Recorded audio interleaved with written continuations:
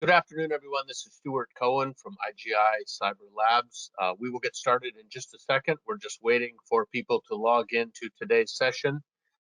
If you wouldn't mind, be thinking about questions you might have around zero trust, around continuous scanning, how continuous scanning fits into zero trust, and just in general, how organizations ought to be thinking about transitioning to zero trust, starting on the path to zero trust.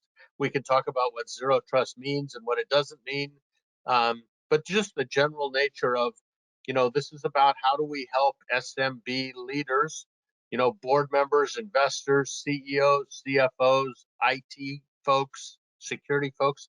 How do we help them be better prepared to all the attacks that are coming their way, the compliance requirements that are being put on them, and just in general things they can do to be, to better protect, the confidentiality of their data, their business, and the continuity of if something happens, making sure they can get up and running very quickly.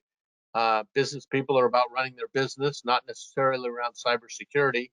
And that's, part of what today's conversation about is how do we help them be more secure?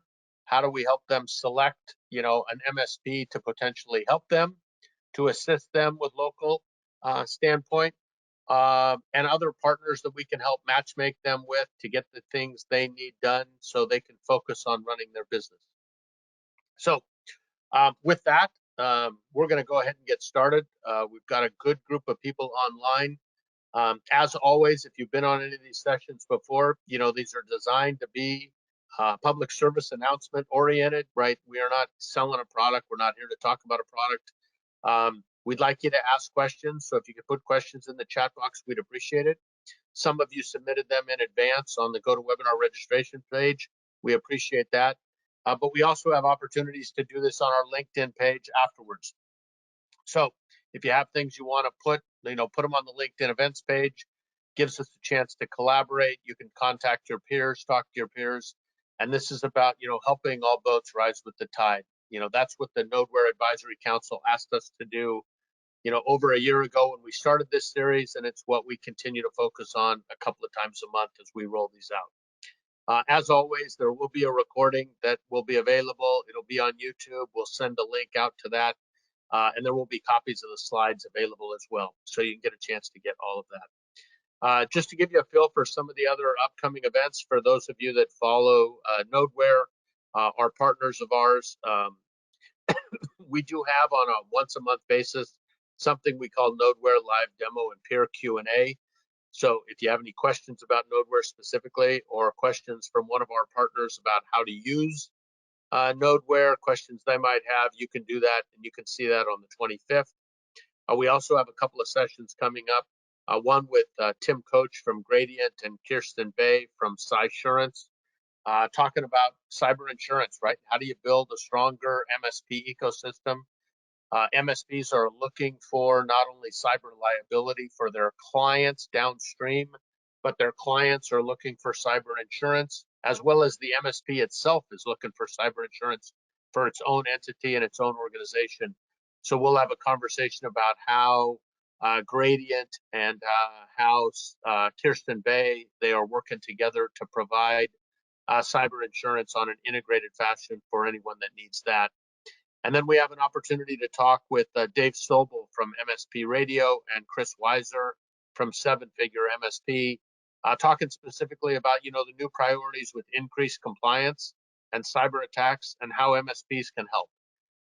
How MSPs can assist small businesses and some of the things, once again, small businesses can ask of or require of or demand of, depending upon where you are in the scheme of things, with your MSP, with your partner, to make sure you're getting the things you need, to provide a safe and secure organization, once again, for your data. With that, I want to thank two of our guests today, Micki Cockrille from the National Cybersecurity Center, and Gary McAlum, who is retired Chief Security Officer at USAA, who's actively involved in the National Cybersecurity Center and is a member of the TAG Cyber Group, with Ed Amorosa and a group of industry renowned CISOs. I would say that Gary wouldn't say that, but I would say industry renowned CISOs who can provide great perspective on kind of what's going on in the marketplace. So with that, why don't I turn it over to the two of you? We've got some slides we want to show. We've got some things we want to walk through. But as always, we'd like to make this as interactive as possible. So if you have any questions, please submit them to us. And we will do our best to get to every single one of them. And if for some, and if somebody misses part of the presentation, you'll always be able to look at it on the rebroadcast through YouTube. So I guess one of the first questions, Gary, as you think about your conversation and your presentation, are what are some of your thoughts on the ACC's current zero trust trajectory and how that might fit into some of the things that you were going to talk about today? And then I'll turn it over to you two. And which I didn't hear that first part. They said the thoughts were about ACC's current ZT trajectory. ACC. I think they meant NCC.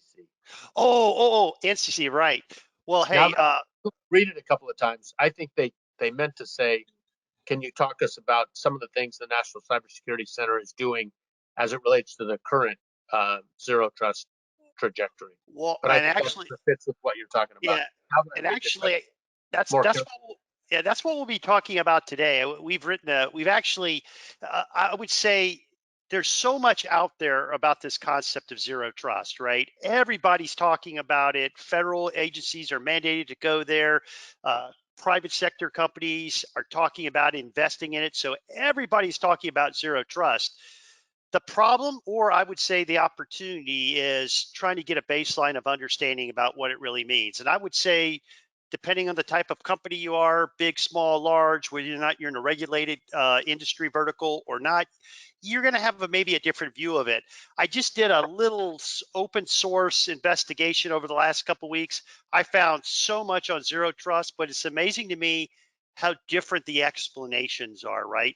They're not necessarily wrong, but everybody's got a different view, and lots of security companies will talk about it, but they talk about it from the perspective of a product or an offering that they have.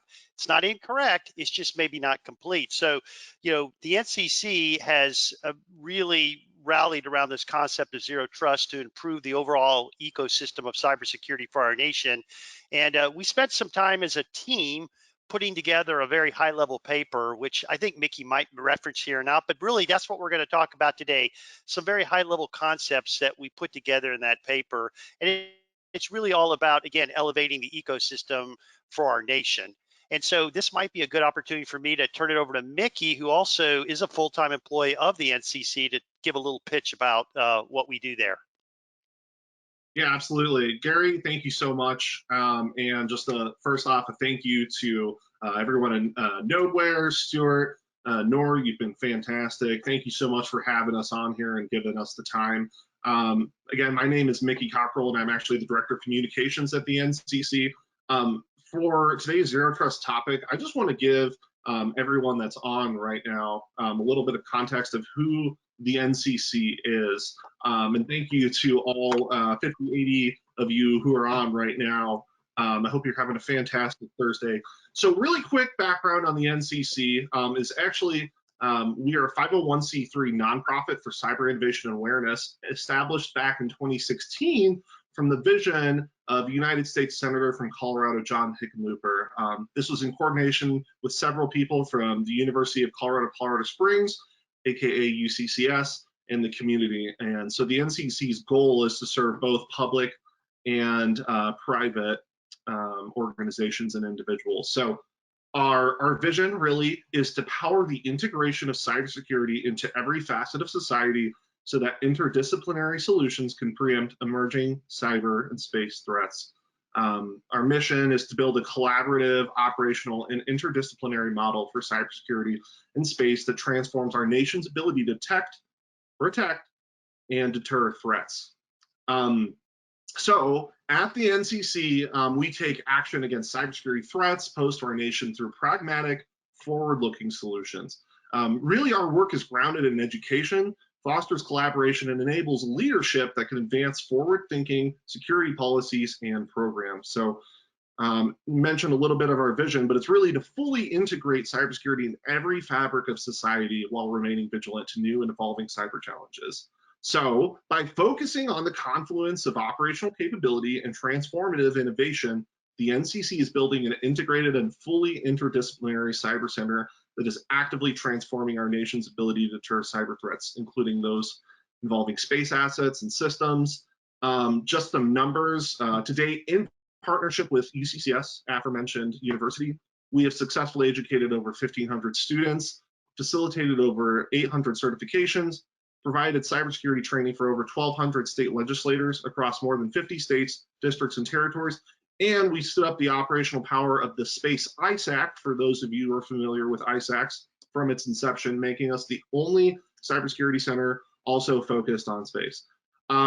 So last thing I'll say about it is that these results are a byproduct of our ability to convene the right stakeholders and resources to develop innovative programs that evolve with technology while always remaining grounded in trust, accessibility, and a watchful eye towards the future. And really, Gary McAlum came onto our board of directors, I believe just about over a year ago, maybe a little bit before that, and has been just integral in everything I just said. So Gary, we're grateful for your participation on our board of directors, and also just being able to talk through the Zero Trust paper that was created through our cybersecurity committee. So again, you know, cybersecurity is, Gary and the team mentioned, a hot topic, and there's a lot out there, but we really want to give folks an understanding and say, you know, why this is something that all organizations need to adopt. So with that, I will pass it back off to Gary. Thank you. Okay, it's great to be here again, Stuart. Thanks for having me back. We've done other things together, so it's always good. I appreciate this forum, and thank you, Micki. So really, we want to spend a little bit of time today talking about Zero Trust. This is not going to be a technical briefing. That I'll tell you up front. There's a lot here that we could talk about, but any of the aspects of Zero Trust from a technical architecture perspective, you know, we could spend hours on. So this is really hopefully a baseline of knowledge that you can walk away with today. And more than anything, the concepts of Zero Trust is what I hope you'll get out of this. Okay, next slide. This is one I want to take a second on. Everybody talks about Zero Trust. You can find nobody that disagrees with it, none. But I would say that the majority of the time that I hear conversations or discussions or even marketing pitches around Zero Trust, they're really talking about the philosophy, right? Which is, and nobody can argue with the philosophy of Zero Trust, right? Be very skeptical of who's on the network, don't trust, always verify, continuously monitor, step up if you need to, the level of security, risk posture, all of that's great.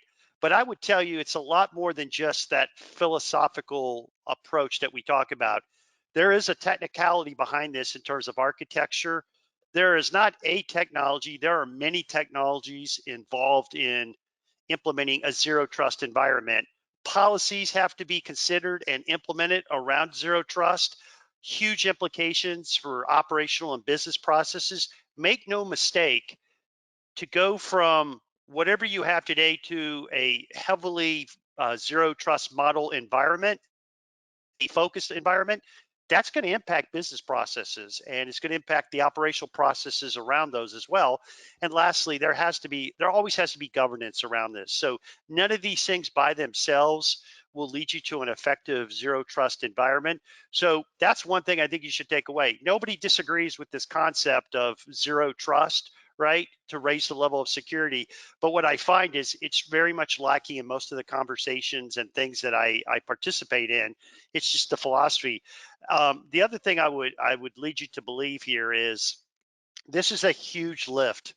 Now, I think what we'll get to toward the end of this briefing is nobody goes from 0 to 100, right, overnight. Nobody starts with a greenfield solution. So most people are already in a perimeter-based model to some degree, especially larger companies. They have defense in depth. All of that is good. So you have to start to incorporate Zero Trust principles along the way where you can and move there. So it's not a light switch that you flip on unless you're starting from scratch, and usually nobody is. You have to get there over time and implement components of it. And I would dare say it's never a destination, it's always a journey. The reason why we have a zero trust conversation is because the threat environment has outpaced the security environment over the years. And so that's what we're dealing with. This is a level of security, which is aspirational in many cases, but really, really important that we strive for. Hey, Gary, yeah. Let me just ask you a question on that, because it triggered something in my mind. A year and a half ago, when I started as the president of IGI Cyber Labs, we thought Nodeware would only be sold to businesses that had never done vulnerability management before. And they were just deciding now was the time they needed to understand what was vulnerable, potentially get an immediate alert and the like. But in the last, 6-8 months, with the amount of attacks on small businesses, we now have organizations that said, I used to run vulnerability management monthly or quarterly or annually, and now I'm running it. Now I need to run it continuously because the pressure to make sure our data is secure is so much greater than it was a year ago, 2 years ago, 3 years ago. Are you seeing the same type of things happen with the concept of how do I get started towards this, because of the same factors? So there's a lot to unpack there, but I think your question is around the changing nature of the threat environment and the increased pressure on companies, right? And the answer would be absolutely. I think all you have to do is look at the headlines on any given day. I think we can thank the scourge of ransomware for much of this, but it's kind of interesting when ransomware comes up. And yes, smaller companies are heavily hit by that for all the reasons we know. Today, ransomware, but tomorrow, what else is it going to be, right? So we spend a lot of time on ransomware. We have vendors that say we got the ransomware solution, but I always say, you know what? They're going to change. I mean, the threat environment morphs, so it's not really about buying solutions for very specific problems. It's really a mindset of how do you continue to adapt as the environment changes. And I think that's kind of what you're alluding to, Stuart, as I listen to you, is, they feel the pressure to keep up, right, to some degree, and there's a lot to keep up with. Well, I think maybe 9 months ago, 50% of the small businesses in the United States, I think, thought the bad guys would never find them. And I think that number is now a lot smaller based on all the things that we're seeing. Yeah. I think the other thing that I would say, the threat environment there are sophisticated threats out there. Make no mistake. There's advanced persistent threats, whatever the lexicon you want to use around sophisticated advanced threats. And there are threat actors out there leveraging 0 days and sophisticated targeting mechanisms to remain undetected. But the cyber criminal world, the traditional world, has gotten very commoditized. And so, the marketplace, right, for the ability for people to enter the cyber criminal world is a very low barrier, right? You can fraud as a service, you can rent botnets, you can buy credentials, you can buy access. There are ransomware turnkey kits that will allow criminals to target an organization and deliver malware and profit from it. So not only is, I think, the pace of the environment is increasing, I think it's driven by automation and good old fashioned marketplace principles, unfortunately, in the dark web. Yeah, great point. So, kind of, taking the conversation from it's more than a philosophy to why are we talking about it? I think for most people that have spent any time in the security space, the traditional security model, it's not totally outdated, but it's not sufficient anymore, right? And so if you think about how we secure networks today, right, and they're typically perimeter based, there's a firewall typically, right, and there's typically some level of access control, and mostly that access control mechanism is knowledge based, right? Like, oh, user ID, password. Now, I won't argue with you that more and more sites are offering the option of, multi-factor authentication, which is good. But for the most part, the traditional model around access control is credential based, knowledge based, right? Maybe they put a security question up there, but it's still knowledge based driven. And I think we all know pretty much that that is a failed model, thanks to the many data breaches, rampant social engineering, phishing, tools that allow passwords to be compromised and cracked within, really seconds. That is a failed model. But the problem is, once someone has access to some sort of a service or an application or a network, in case of companies, right, typically that model has allowed them to have access. So that concept of, we call that implicit trust, right? Once you log in successfully, or someone logs in, they're granted a certain level of access, right, to other resources on the network, applications, databases. Now, those that are in, regulated companies and more sophisticated companies, yes, you have things like role-based access control, right? We had that at my last company, but even role-based access control grants a certain amount of implicit trust. Once you have that, more than what we think in a zero trust environment you should be allowed to have, right? So in the zero trust model, there's no implicit trust, right? There's no, once you get in, you're good, right? We trust you. Whether that's a device, a third party, even certain types of application and other devices. The model assumes that you're a bad guy, right? Potential bad guy, and they give you as little privilege and as little access as you need to do what you need to do, assuming that you can even validate to that level. So that's kind of a philosophical approach, but it has huge ramifications for actually how you implement this. So it's quite a dichotomy between where we were and where we want to get to. Now, some people, some organizations, some government agencies, for example, have a lot more granularity in their access control mechanisms. And that's what I would say are zero trust principles that are actually being implemented. But in general, the traditional method of access control is pretty widespread, and that's what we're trying to get away from. There you go. Okay.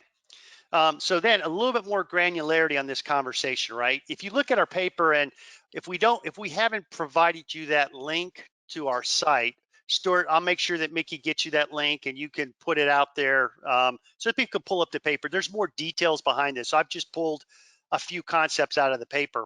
But here are some things that, in terms of that explicit trust, that explicit access, once it's granted, these are some of the concepts, right, that allow that to be implemented. In a zero trust environment, logging happens significantly more than it would today in most organizations. And there's this concept of continuous and aggressive monitoring of network traffic, right? And behavior. So, it sounds very good at a high level, but there is a big brother aspect to here from a security perspective, right? Not trusting and doing a lot of monitoring and behavioral analysis. And again, the other thing, least amount of privilege necessary to do what you need to do. So controlling access to the rest of the network and resources, limiting that is a big part of the zero trust model. And then verifying, right? There's almost a level of continuous verification based on change in behavior, based on something that doesn't make sense, evaluating the device, evaluating the user, right? And understanding, what are the characteristics and attributes that we're looking at.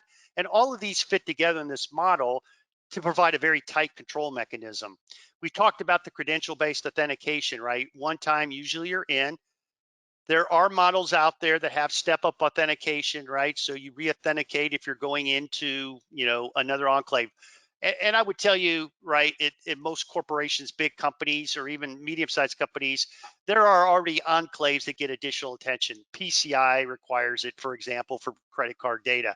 But for the most part, single sign-on gets you a lot in most environments, right? You're in, you log on one time, single sign-on gets you around there, right? That's not a great model. That doesn't work well in a zero trust environment. The other thing I would call out here is the identity aspect of this authentication model. It's not just identification or identity of the user, it's also device identity as well, right?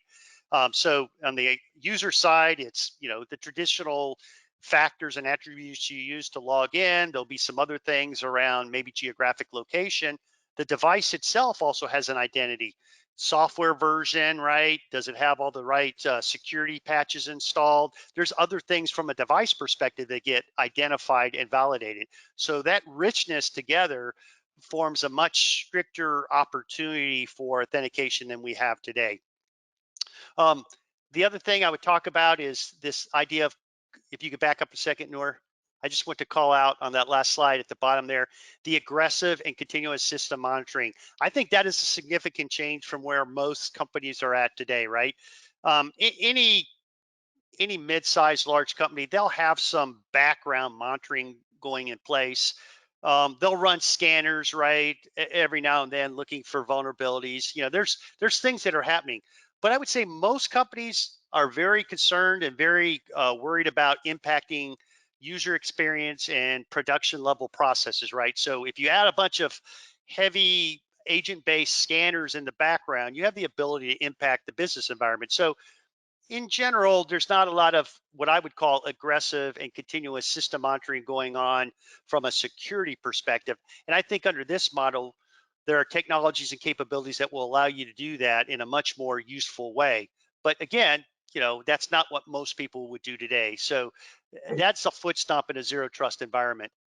So Gary, while this isn't supposed to be a commercial for Nodeware, I will tell you that the patent that we were awarded is because of exactly that, the lack of network degradation of the sensors and of the alerts running during normal business hours, which ironically only came about because when we built Nodeware to be part of the vCISO set of tools the services organization put together, most of the other products out there, not anything against them, were designed to run Sunday nights and weekends and quarterly.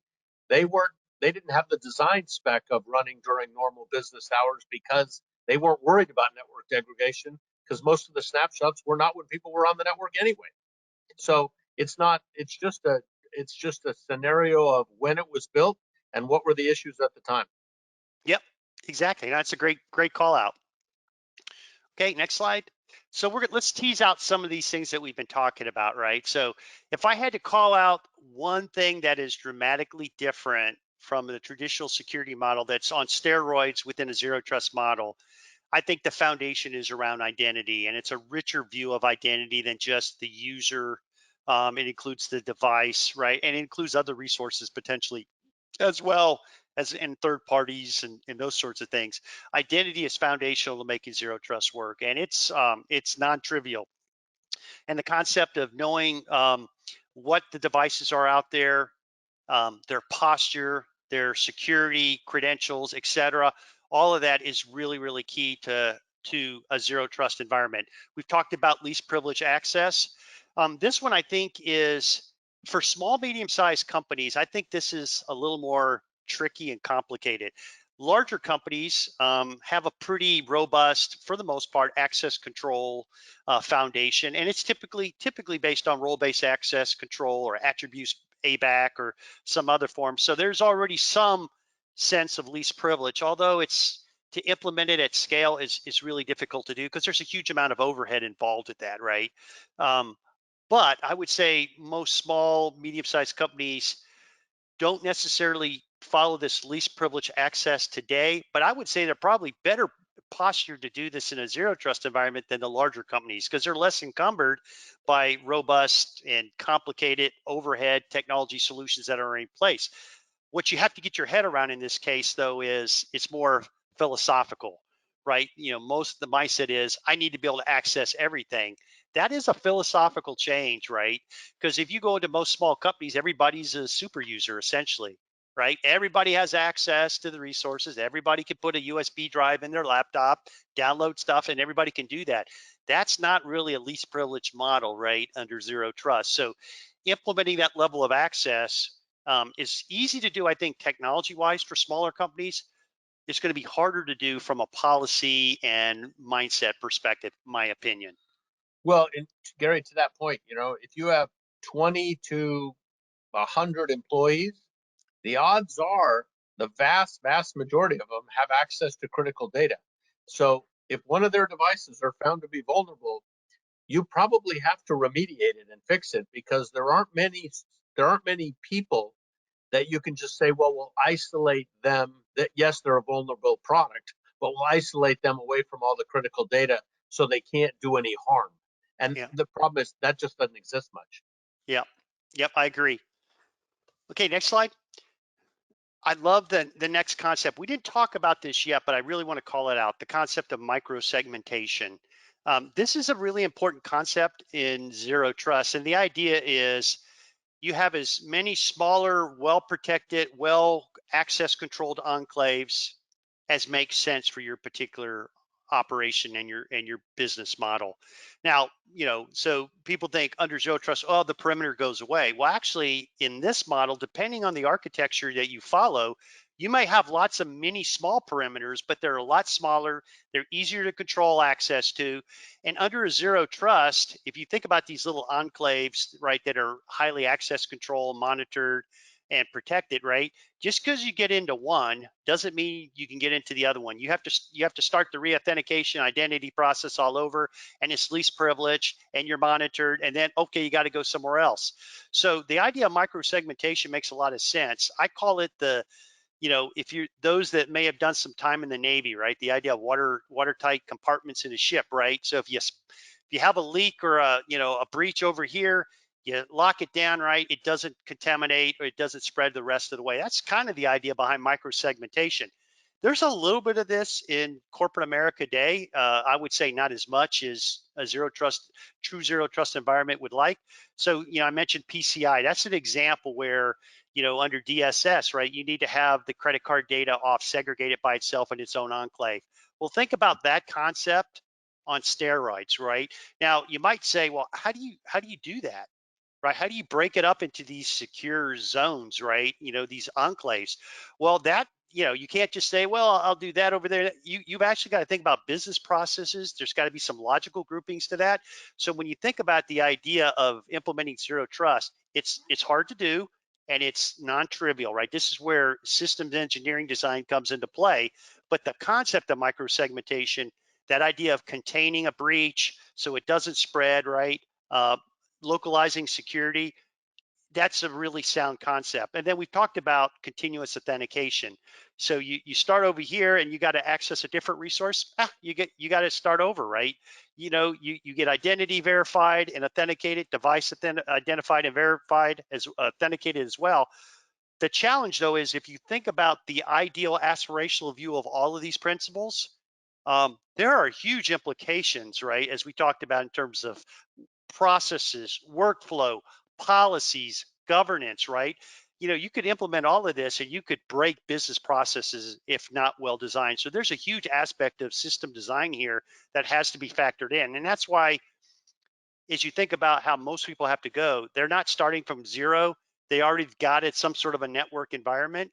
And so you have to kind of tackle this on a journey, right? By implementing principles along the way without breaking anything. Okay, next slide. There's a couple of slides here that I have, right? This is, and I've got it from different sources. This is a very high level approach. This is not system design, but I thought these made good sense. So, at a high level, right? Understanding your environment, right? Applications, data stores, right? Users, your third-party partners that need access, right? Understanding that inventory of your ecosystem, you can't even begin to understand how to implement a zero trust principle until you kind of understand your environment. And I would say, my work with some smaller companies, they don't really know, right? And even larger companies, right, you think would know with bigger teams, it even gets more complex, right? That idea of understanding the inventory of your ecosystem. The concept of asset management, number one on the CIS controls list, right? That alone, just the hardware inventory, right? Asset is really, really hard. So when you think about applications and software and open source and data stores and structured data, unstructured data, it's non-trivial. But understanding that ecosystem, you've got to understand that in order to start thinking about zero trust. Who are the key stakeholders, right?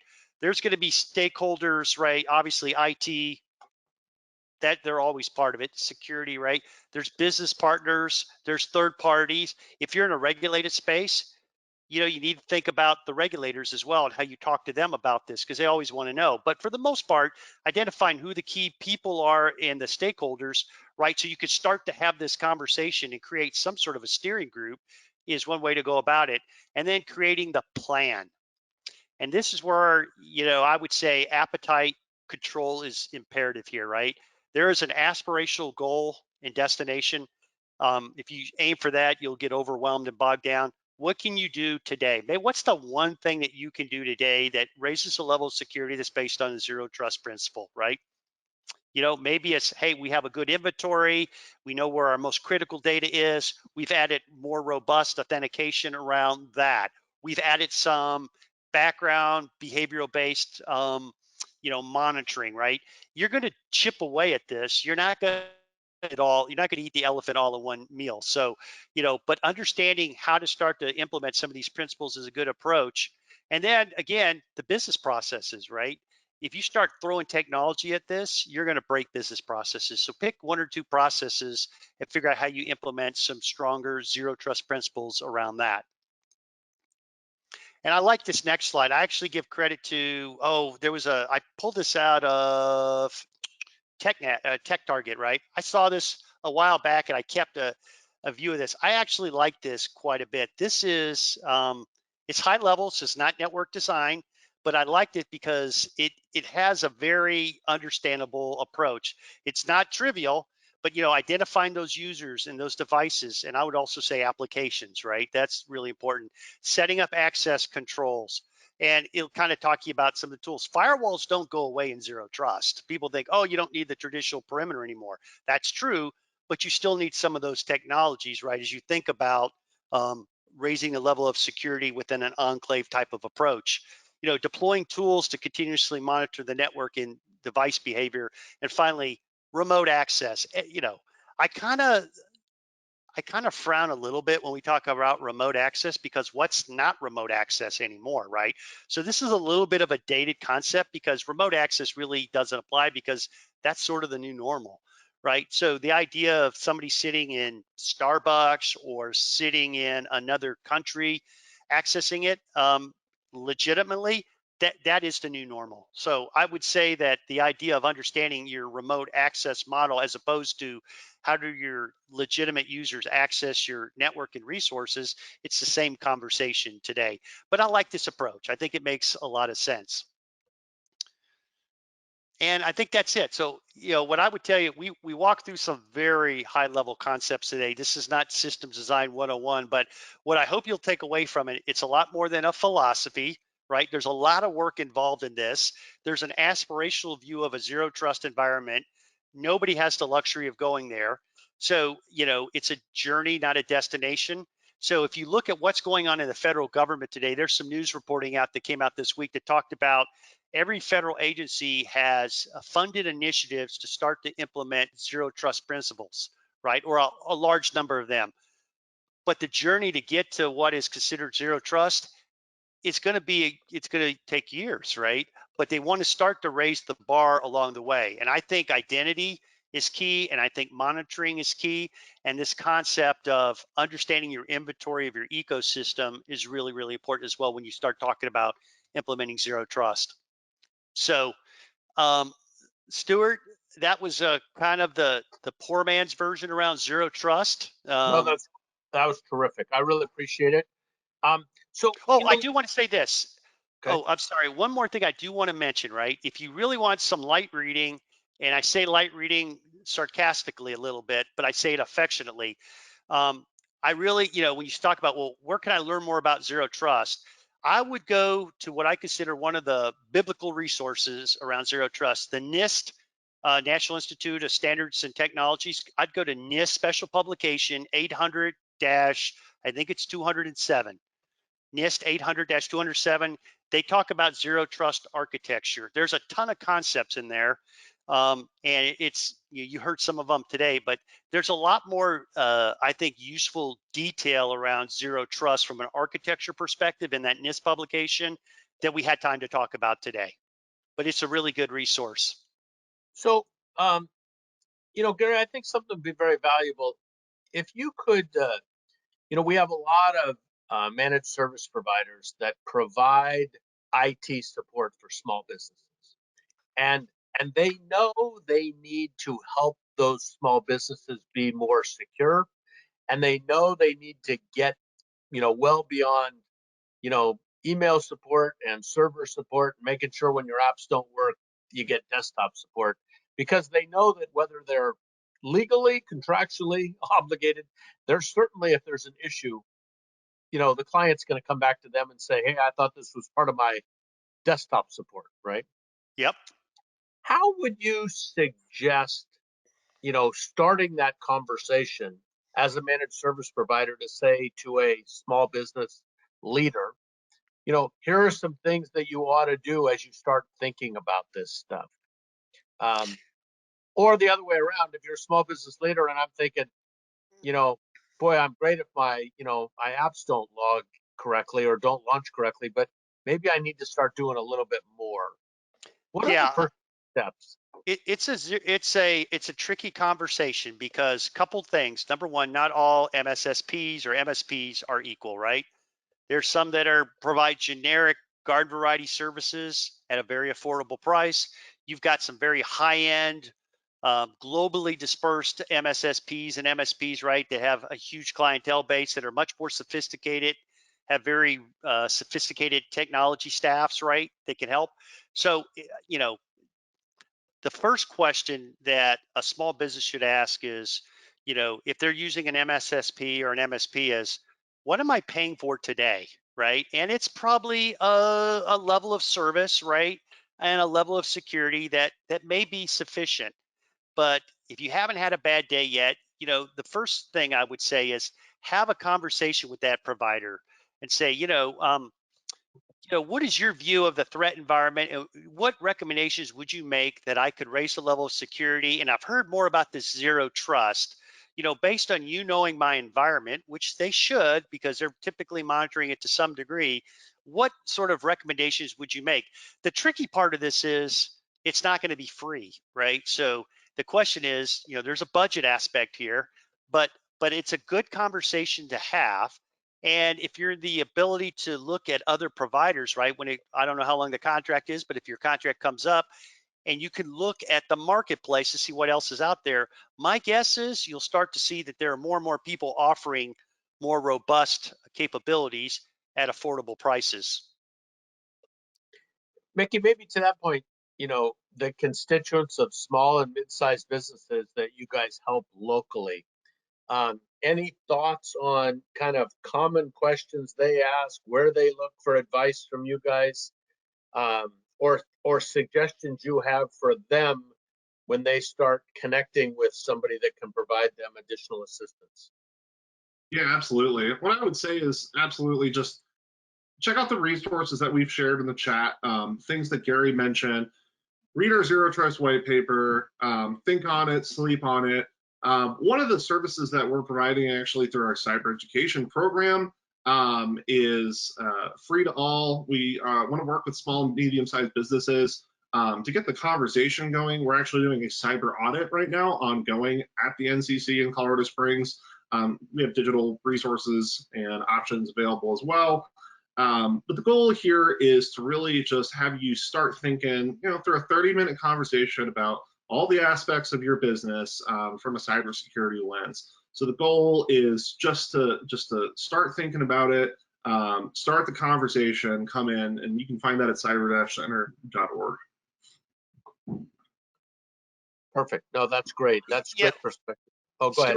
One thing I would add to that, and this is, I hate to generalize because it usually somebody gets, miffed about it, but I would just say in general, most small companies, are not worried about zero trust, right? They may be hearing about it, but it's not top of mind.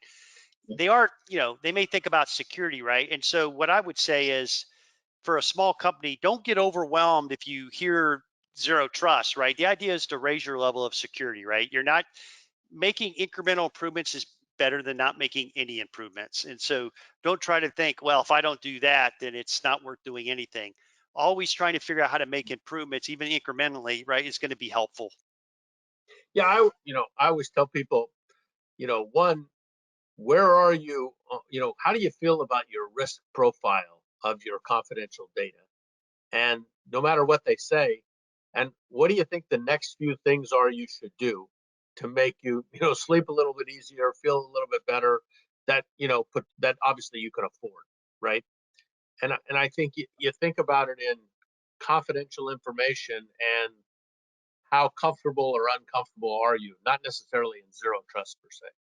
Yeah, and having that conversation, I hate to do this because I started off saying that there's more flavors of ice cream than just ransomware, but ransomware is top of mind today, right? And ransomware, is a great starting point, right? Because they're small, medium-sized companies are getting hit by it. So starting the conversation around there because it's a topical item of the day is a good way to have that conversation. So we did get a question from somebody, and I feel obligated to ask it, although it's kind of an interesting question. They said, if we're an all Windows environment, what do we need to do to get to zero trust? Well, listen, Microsoft has done a lot in the security space these days, right? I will tell you, so I'm not sure if it's a legitimate question or a joke, but here's what I'll I'm say. not sure either, but I feel obligated. We say if you put the question in, we will put it off. Yeah. Well, here's what I would say. Microsoft has done a lot in security, right? So moving to a lot of their cloud-based products is a good start, but that's not enough. Office 365, I'm guessing everybody's using Office 365. There's a whole security suite around that environment, right? That companies can acquire that are very, very robust, very strong. So yeah, you know, user ID log on to a Windows machine, right? That's not enough, right? So you could take advantage of what Microsoft offers, and some of it's bundled in packages that you have to pay for, but Microsoft does offer strong security capabilities. The other thing that I'll give you something that I always ask when somebody says, we're all cloud based and we're all Microsoft, so what do I need to be worried about? And I always say, so do you have a local Wi-Fi or local network? Do you have any cameras? Do you have any printers? Do you have any doorbells? Do you have any IoT devices, thermostats that you might be worried about that are connected to your network that might not be in that Microsoft cloud, but somebody could get in through those to your critical data? And it's always a big light bulb that goes on that goes, oh yeah, there's always a big network that's left behind, even when everything gets put in the cloud. And I wonder if you could just comment on kind of that not only left behind network, but the left behind network that is going to be there forever and continue to grow like crazy. Yeah, said another way, the shadow IT box that's out there that's unknown, right? The print server that no one knew about, or the network copier. I mean, there's a lot of, Stuart's kind of alluding to the IoT environment, right? Which is going to grow and become more integral to all of this conversation. But, I would say that most companies in general, I won't even limit this to small, medium size, but I say most companies, especially the larger companies, they deal with shadow IT, right? A lot, but there's always assets out there. And I'm going to go back to the lexicon that we've been using: assets, whether they're hardware, software, data, right? There's assets out there that are not necessarily known for the inventory of the ecosystem, and those become the problem, right? Most of the time, I can tell you a story. I won't use any names, but I'm friends with somebody who works at a large MSSP, and they dealt with a company that had a cyber issue, a pretty decent sized cyber issue, and the company got mad at the MSSP because they had this. They said, "We're paying you all this money to monitor all of our devices. How could you let this happen?" And when they did the forensics on it, they said, uh, "This was a box where you didn't have our agent on. You had no security software. It was on your network. We didn't know about it. You're not paying for us to monitor that one." And it was sort of a sarcastic response, but the point was the company didn't know about it, so how could they expect their MSSP to know about it, right? It's the idea that it was a shadow IT scenario. Well, I always use the thermostat at the Bellagio that caused their ransomware attack, right? Oh yeah, So, that's right. so, and I use the example of, there's the air conditioner at Target that people probably put their cup of coffee on top of that caused them all their problems. So it wasn't quite shadow because everybody knew what it was and where it Yeah, was. They just didn't realize there was an IoT connection. yeah, But I will tell you, we have a large university that is a customer of ours, and I won't mention the name for a variety of reasons, but they run vulnerability management on their servers, on their desktops, and their faculty and staff but they do not run it on their cameras, their printers, their doorbells, and all the IoT devices around the campus, which I always tell them, you know, if you had to do it, if I were you, I would do it the other way around, right? You got a better chance of the server being secure than you do of all those IoT devices. Yeah, I will say you bring up a good point, and it can be overwhelming and depressing, but I will say my work with Tag Cyber that Stuart mentioned, right, Ed Amoroso's team, we deal with we're pretty plugged into the emerging market, and we talk to a lot of startups and stealth companies, right? There is a lot of good things happening in this space, right, in terms of the ability to asset discover, right, across all types, right, of environments to continuously monitor. So I do think that the market is going to help here, but the traditional model of, you know, vulnerability scanning alone, right, you're just your endpoints is not really sufficient. No, not even, well, I mean, you even look at the new FTC requirement for safeguard that now all the auto dealerships and all the different franchises have to meet. You know, continuous scanning is one of, you know, 16 boxes they got to check to meet the FTC safeguard, right? So it is by no means an end all to do, you know, continuous scanning and immediate alerting, you know, get you 2 boxes, but, you know, you're a long ways to go to get where the FTC thinks you need to be. So we did get a question about version 1 and version 2 of Zero Trust, and I'm not sure what that meant. And I've never heard that term, so I'll at least ask you the question. Have you heard of that? I have not. Okay. I'm trying to think. First, I thought as you were talking, it was my mind went to CMMC, but that's not what we're talking about here. So um, I'm not, unless it's a document version around the NIST architecture, maybe that could be what they're talking about. Yeah, I don't know. I mean, I think of, you know, stage 1 and data gathering and the different stages of the NIST, but I don't think it associated with Zero Trust. Yeah. So, Micki, maybe just come back to you for a second. You know, in Colorado and the ISAC and the small businesses, between the space ISAC and small businesses in Colorado, you know, is there anything that you're seeing that, you know, is a consistent level of questions that people are asking that you could share with us that people could go think about when they're done with today's session? Really say, I think folks in general just don't realize maybe what resources are out there. I think one of the challenges and the battles we fight in general is just raising awareness for cybersecurity at a broad level. You know, there's different levels. To Gary's point, you know, you can tell folks about Zero Trust, but maybe they're not even at that point yet. It's like, maybe let's start at just general high level cybersecurity. So we do a lot of training and education. I would say really just come hang out on our website at cyber-center.org and check out some of the resources that are available. And I would say to folks, you know, just start thinking about, you know, thinking about cybersecurity and realizing that cyber in general, high level, is a threat, and it's not something you can avoid. It's something you should be thinking of, but it doesn't have to be overwhelming. You know, there's basic steps, whether you're a small business or you're a local or state government or even federal entity, several steps that you can take as an individual to do that. So, you know, we talk about some of those steps on one of our websites, cyberforstateleaders.org, but it's really applicable to everyone. So, you know, all that to say is really just take baby steps, start thinking about it, and really it's a battle between everyone, the individual. Perfect. Well, look, let me make a couple of kind of closing remarks, talk about the events we have coming up, and then I'll turn it back to each of you to kind of make some closing remarks, maybe give some advice or direction for what people ought to do kind of on the next step to gaining, you know, to getting towards this. Once again, I mentioned on Thursday, the 25th, we have a Nodeware live demo and peer Q&A session. So if you have any questions about not only Nodeware, but how we're integrated in with Security Studio, we're integrated in with Cysurance, with partners like SockSoder and Gradient and the like to help you with MSPs that are integrated into their billing systems, their quoting systems, different ways of doing business from an assessment standpoint as well.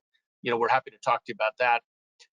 And then coming up in September, 2 sessions, one around cyber insurance and things that you either should know or should be asking your MSP specifically around cyber insurance. We're fortunate to have Kirsten with us from Cysurance talking about how they provide, cyber insurance for MSPs along with, downstream their clients and cyber liability. And then for those organizations, those clients that want things as well, specific around insurance.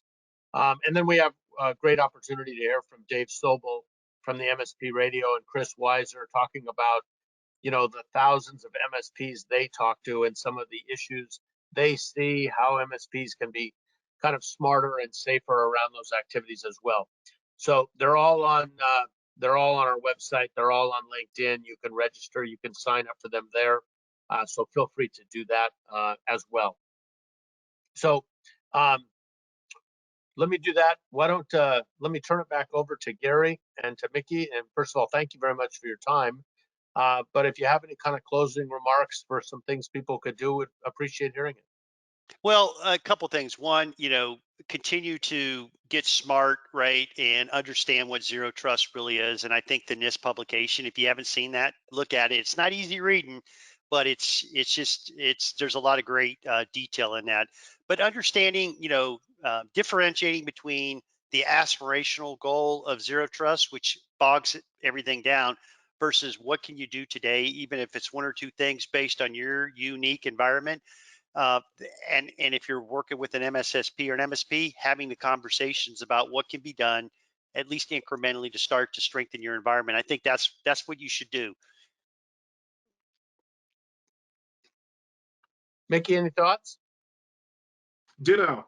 But no, seriously, first off, just a huge thank you on behalf of everyone from the National Cybersecurity Center. Thank you, Gary, for sharing your expertise and thoughts. This was wonderful. Thank you, Stuart and Noor, for having us on and inviting us. And thank you to everyone that's on this webinar today for listening to us. So we really appreciate you. If you have any questions in general or wanted to learn more, just head to cyber-center.org. Shoot us a message. We'd love to chat and talk more with you. And Micki, did you put in the chat already where the paper is if people want to download? Perfect. Okay, great. And I was going to say, one of the key authors of the paper is one of their board members, and I believe he's the chairman of the board. We're going to have him upcoming in the future to talk about his perspective as a board member, specifically about some of the issues as a board member. What do you think about as it relates to that, as well as some of the conclusions that he's drawn, some of the thoughts he has. And it's always good to go to a different perspective from, as a board member or as an investor, when you're worried about your money, you're worried about your data, what are some things you want to make sure an organization is doing? And it's a great learning experience for small businesses. It's also a great learning experience for the MSPs and MSSPs that support them. So as always, if you're a small business and you need help with this, feel free to let us know. We're happy to connect you with somebody that provides local assistance, one of our MSP partners, if there's something specific you need. If you have any other questions, we're happy to follow up on those as well. We want to thank everybody for their time. I really appreciate the support from Gary and Micki and the folks at the National Cybersecurity Center and the folks at Tag Cyber for all of the things that you guys do. So thank you again for today's discussion. If you have any follow-on questions, feel free to go to the LinkedIn event page, submit your questions, and we'll continue to collaborate as a group. There's nothing like, peers working with their peers to solve the problems they have. So thanks for attending today. We'll see you on the next session, and have a great afternoon.